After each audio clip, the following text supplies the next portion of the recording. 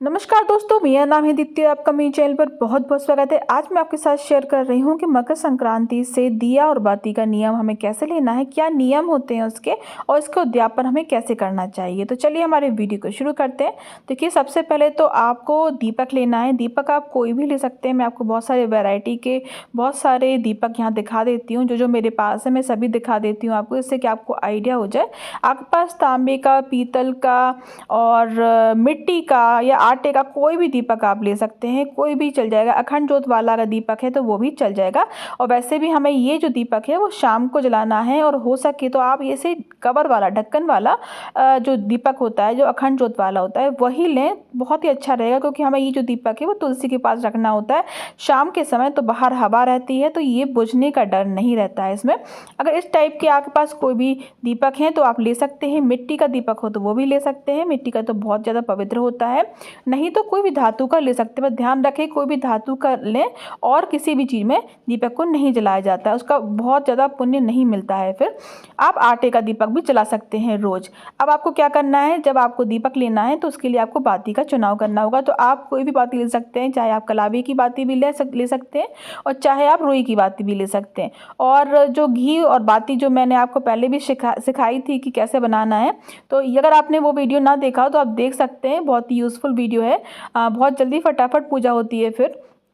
तो ये देखिए, इस तरीके से आपको दीपक को लेना है। इसको आपको चावल के ऊपर रखना है। ध्यान रखें, किसी भी प्लेट में आप चावल ले लें, और इन चावल के ऊपर आपको ये रखना है। ये चावल आप हर बार यूज़ कर सकते हैं अगर ख़राब ना हो तो ये वाले चावल आप फिर से भर कर रख लें किसी डिब्बी में, और रोज़ इसको यूज़ कर सकते हैं। तो ये देखिए, इस तरीके से आपको दीपक को प्रज्वलित करना है। दीपक को ध्यान रखें, जो दीपक की जो लौ है वो पूर्व की साइड होना चाहिए, तो बहुत अच्छा रहेगा। क्योंकि हमारा जो मुख होता है वो भी पूर्व की साइड होता है जब भी हम कोई भी पूजा करते हैं। तो इस तरीके से आपको दीपक को जलाना है, और अब आपको दीपक का पूजन करना है। फिर दीपक का पूजन करने के बाद आप रोली, चंदन, श्री सबसे पूजन करिए, और फिर आप में थोड़े से अक्षत रखिए और पुष्प रख दीजिए, और फिर आचमन कर दीजिए। इस तरीके से आपको ये दीपक रोज जलाना है मकर संक्रांति के दिन से। आप पहला दीपक जो है वो आपको शाम को जलाना है, मकर संक्रांति के दिन शाम के टाइम। और ये आपको 365 दिन जलाना है। आप ध्यान रखिएगा, अगर आप जैसे स्त्री हैं तो कुछ दिन ऐसे भी होते हैं जब हमें पूजा नहीं करनी होती है, तो उन दिनों में क्या करें, तो उन दिनों में आपको वो जो 4 या 5 दिन जब आपको पूजा नहीं करनी है उस समय आप उनको छोड़ दें, और जब आपको पूजा करने के लिए फ्री हो जाएं तब आप उतनी बाती एक दीपक में लगाकर और अपनी जो गिनती है उनको पूरा कर लीजिए। आपका कोई भी दिन छूटना नहीं चाहिए, बस इस बात का ध्यान रखें। और इस तरीके से आप 365 दिन आपको ये नियम को करना है। और जिस दिन आपको ये नियम शुरू करना है वो है मकर संक्रांति का दिन। और मकर संक्रांति के दिन आप जब पहली बार इसको पूजेंगे तब आप थोड़ा सा तिल का प्रसाद जरूर लगाएं, तिल के लड्डू का प्रसाद जरूर लगा दें इसी दीपक के साथ और लोटे के साथ। और उस दिन आपको संकल्प लेना है, अपने हाथों पर थोड़ा सा पानी, थोड़ा जल और 1 रुपये का सिक्का रखकर आपको इसका संकल्प लेना है कि भगवान, मेरा ये जो नियम है इसको आप पूरा कराइएगा। कोई भूल चूक नहीं हो मुझसे, अगर हो भी जाए तो मुझे माफ़ कीजिए, क्षमा कीजिए। इस तरीके से ये नियम लेना चाहिए। ये नियम करने से आपके घर में आप खुद देखेंगे कितनी ज़्यादा पॉजिटिविटी आएगी। आपका पूरा जो कहना चाहिए वास्तु बहुत ही अच्छी तरीके से पूरा हो जाएगा। तो अगर आपने अभी तक ये नियम नहीं किया तो आप ज़रूर करें।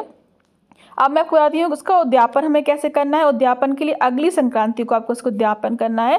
तो आपको सबसे पहले एक साड़ी ले लेना है, कोरी साड़ी लेंगे, बिल्कुल नई साड़ी लेना है आपको, और पूरा सुहाग का सामान रखना है इसके ऊपर, और दक्षिणा रखना है, और कुछ मीठा प्रसाद रखना है। इस तरीके से आपको ये उद्यापन करना है। ये साड़ी अपनी सास को भी दे सकते हैं, बड़ी नंद को भी दे सकते हैं, ब्राह्मण की जो पत्नी होती हैं उनको भी दे सकते हैं, या फिर आप किसी भी सुहागन स्त्री को भी दे सकते हैं, पंडित को भी दे सकते हैं। इस तरीके से आपको ये जो उद्यापन है वो करना है। सुहाग का सामान अगर बहुत ज़्यादा नहीं मिल पाए तो आप बस सिंदूर और बिंदी रख दीजिए और दक्षिणा रख दीजिए, तब भी आपका काम हो जाएगा। हो सके तो आप कम से कम 5 श्रृंगार का सामान रखें, और 16 श्रृंगार का सामान रखेंगे तो बहुत ही उत्तम रहेगा।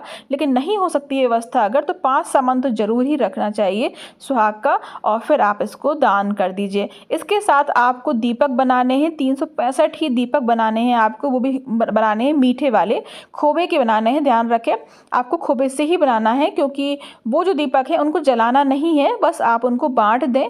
और जिनको ही बांटेंगे आप उसमें थोड़ा सा भूरा यानी कि जो पिसी हुई चीनी होती है वो मिक्स कर कर आप उनके दिए बना लिए, दिए के शेप में। अभी मैं बताऊंगी आपको कैसे।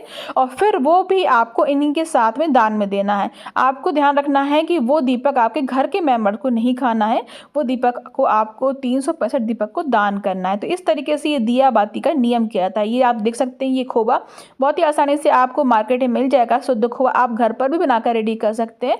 तो इस तरीके से खोबा के छोटे छोटे से दीपक बनाना है। आपको मैं बताती हूँ अभी कैसे बनाना है। बहुत ही आसान होते हैं वो दीपक बनाना, बहुत झटपट बन जाते हैं। ये देखिए खोबे के दीपक इस तरीके से आप पेड़े जैसा शेप में, दिए जैसा शेप में बना लीजिए और इनको भगवान के सामने रखकर इसका उद्यापन कर दीजिए। इसके ऊपर पानी से आचमन कर दीजिए और फिर आपका जो उद्यापन है दिया बाती का हो जाएगा। तो इस वीडियो को ज़्यादा से ज़्यादा जरूर शेयर कीजिए। अगर न्यू है तो सब्सक्राइब कर लीजिए मेरे चैनल को और लाइक करना बिल्कुल भी ना भूलें। आपका बहुत बहुत धन्यवाद। ऐसे ही अपना प्यार, अपना सपोर्ट मेरे चैनल के साथ बनाए रखिए, ऐसी ही यूज़फुल वीडियोज़ के लिए। धन्यवाद।